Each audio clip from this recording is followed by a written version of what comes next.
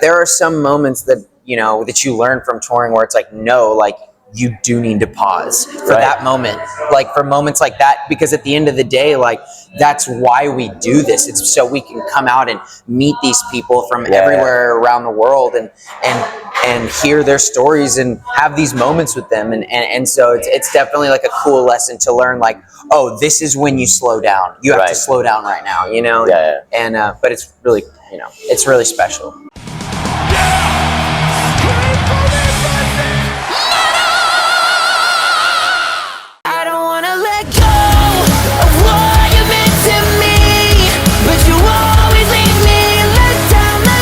Travis, welcome to Toronto. Hey man, thanks so much. Thanks for having us. It's fun to have you. How's your coffee?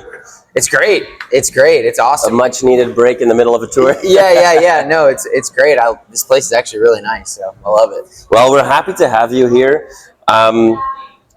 Hey, this is a cool package, and you come across still as a lot of energy, but I know that you're in the middle of a very long tour, so you must be getting quite tired, hence the caffeine, obviously. But let's first focus on this tour real quick, and then let's talk about everything that we need to know about the band. But for a band like yourself, that is you're in the time where you're really creating the identity of the band. Like we're still early days in the grand scheme of things, you know? Sharing tours with bands like Blessthefall and Miss May I, just to get that out of the way.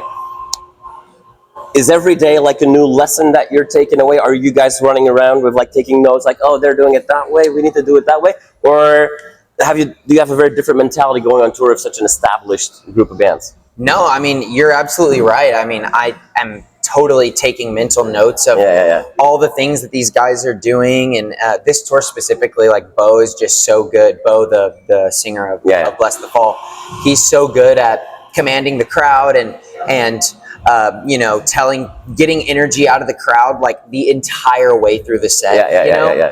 And I've been taking a lot of notes on that where, you know, like there's some things where I'll be like, okay, at this spot, I'm going to say this, and this spot, I'm going to say that. But like he's commanding the crowd the entirety of the set. So, yeah, like learning that, just learning how their crew works, learning how like they're getting their light packages around and a bunch of other things. So yeah, it's always a cool learning experience. You know? All right, awesome. But we're obviously not here to talk about those guys. We're here to talk about you and the band.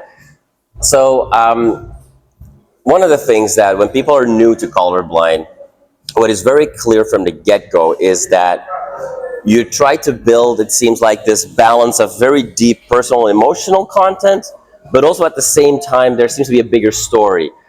Just titles like, you know, the lies that that you've been told, or the Who Sold You the Truth. That seems to talk about, you know, a broader picture, if you will, looking outside of just your own self. But then when we delve into specific songs, it seems that there's a huge personal, emotional touch to it. Is that hard finding that balance between those two worlds? Yeah, I mean, I think honestly it's not too hard because it's just kind of, you know, what naturally is happening, you know, and I think that there's a lot of things that, you know, I will write songs about, but it's really important to me to keep things as open in interpretation. So anybody that's listening can apply it to their lives, you know? And yeah, I mean, I just think that we're just trying to do what feels as true as possible to ourselves, you know?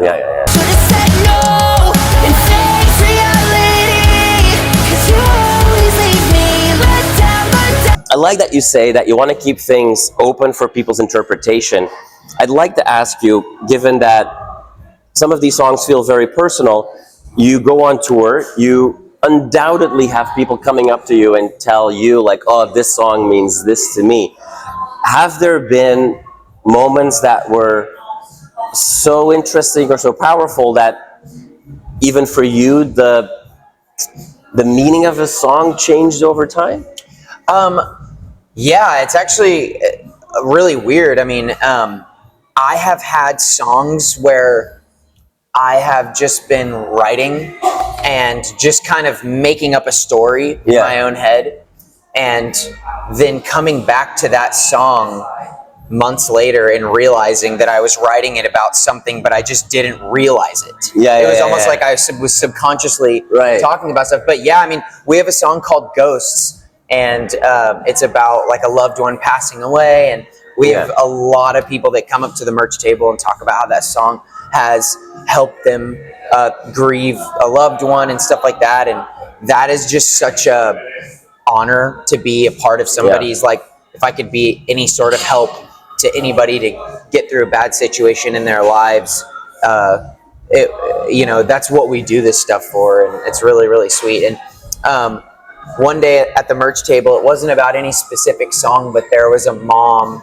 with her daughter that was just like this adorable girl that was probably in middle school or something like that, and she just came up to the table and was crying already, and she didn't really have, the little girl didn't really have much to say, but her mom said that, like, she's going through a really hard time at school right now, and she just, the little girl came and just gave me a big hug, and they didn't really talk about what it was specifically, but they just said that I helped her through a lot, and that really touched me and meant a lot to me. And I wish I spent more time with her, because it was like such in passing. It was so fast, but it really, really like meant a lot to me. Yeah. That's the downside of the touring and the nonstop on the go, is that you can never really pause enough, if you will. Yeah. But there are some moments that, you know, that you learn from touring where it's like, no, like, you do need to pause for that moment,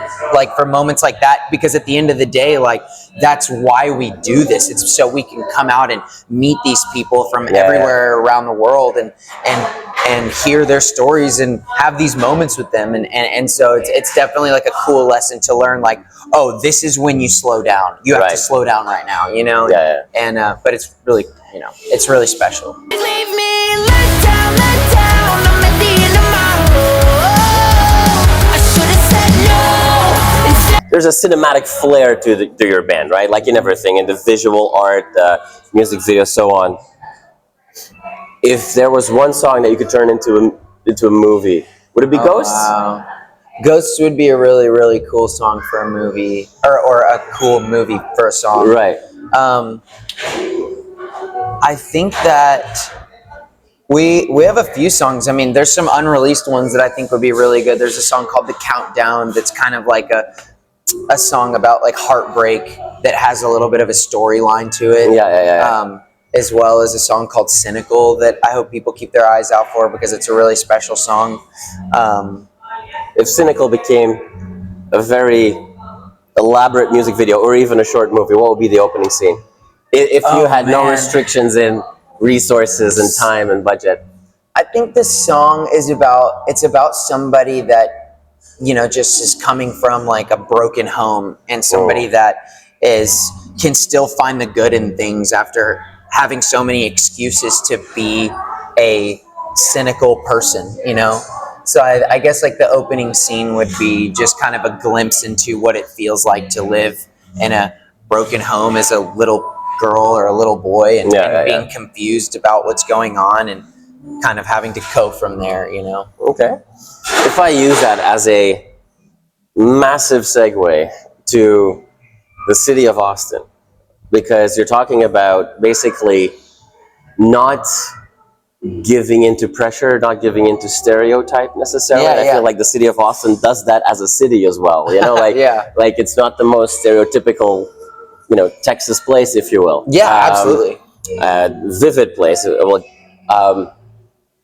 That mentality. I've had the good fortune of being in Austin many times. That mentality in Austin, that very, very vivid music scene. Does that come for an up-and-coming band with pressure as well?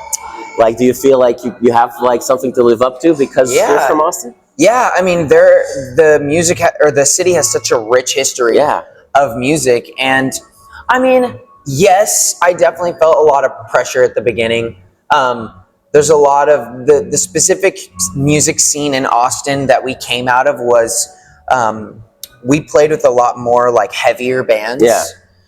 So definitely for a long time we were the band on the bill that was like, oh, here's the freaking, you know, the light band, you know. So there was definitely some of that, but Colorful. yeah, Colorful yeah, band. yeah. Not always in black. Yeah, yeah, and so there was a little bit of that, but you know, being the standout band is it kind of just teaches you to be able to, like, you know, just exist wherever you need to be, you know, and it gave us a lot of tools, but there was pressure, but it was good pressure, and it was honestly the majority. All of the people in the Austin scene that we came out of are such supportive people and sweet people. I think just at the beginning, it's always intimidating, you know. Yeah. But I'm grateful for it. Hey, and if you're the one band that's different in a group of 6 bands, that's the band people remember when they go home. Yeah, right. Exactly. If we look ahead for a little bit, not to the next tour, not the next album, but like, let's say 5 years down the road, 2-3 releases down the road. If you were to look back then, like that, what has to happen in these 2-3 years for you to feel like, yeah, that's lived up to my expectations of success? Yeah, and I don't mean success as in, like, you know, and maybe it is, right? There's, you know, whatever, making a lot of money and having fame, whatever, but more like for you personally, like, what will make you fulfilled as a band in like 2-3 years from now? Man, I think that what would make me feel the most. We're having a slight therapy session here, right? Yeah. I think what would probably make me feel the most fulfilled is just continuing to not, like, give in to what anybody's idea of who they think we should be is. And that kind of goes back to, like, what Who Sold You This Truth, the name of the album, is sort of about. Like, I've always had such a hard time of, like, giving into what people told me I was supposed to be, and this album is kind of me and the band trying to stay true to what we want and who we are, which is not one thing, and it's multiple things. So sorry to go off on there, but I think in the next 2 or 3 years, I think, you know, just some staying really true with our writing process, and you know, exploring a lot. And I mean, some really great headlining tours would be awesome. But, you know, man, it's so hard to put your finger on exactly what would fulfill you. But, like, it's, you know, we just, I think, want to just continue what we're doing now, and make sure that the band itself, we all still have a really good relationship with each other, and just keep making music that makes us feel something, and trying to touch as many people's lives as possible, you know? All right, so forget about 3 years from now. Let's focus on tonight. For people that have never experienced the Colorblind Show before, and spoiler, that's me as well. This is the first time that I get to see you guys. What can we expect? Why should people, on the second half of this tour still, why should they definitely not miss your set? I think because, like we were saying earlier, we're a little bit of the odd band out on this bill. The other bands are a little heavier than us, but we still sprinkle in some of those heavier moments. And I think the songs are just going to be really high energy, and we're just there to freaking party. We're there to get the room ready for these other amazing bands that are going on before us and or after us. And man, I think, you know, just the best thing to expect is just, like, us being as real as we possibly can, and we fucking love this shit. And that's all we care about, is getting to be here and play these shows. Awesome. Well, we're so happy that you are here. Thank you so much, Jess, for your time. I really appreciate it. Come back soon as a headliner with the next release, and keep bringing some color into this heavy rock and metal world. Thank you so much. Hey, thanks so much, man. You always leave me let down. I'm at the end of my rope. You are awesome for watching this video. Click right here to see more content like it, and subscribe to the channel.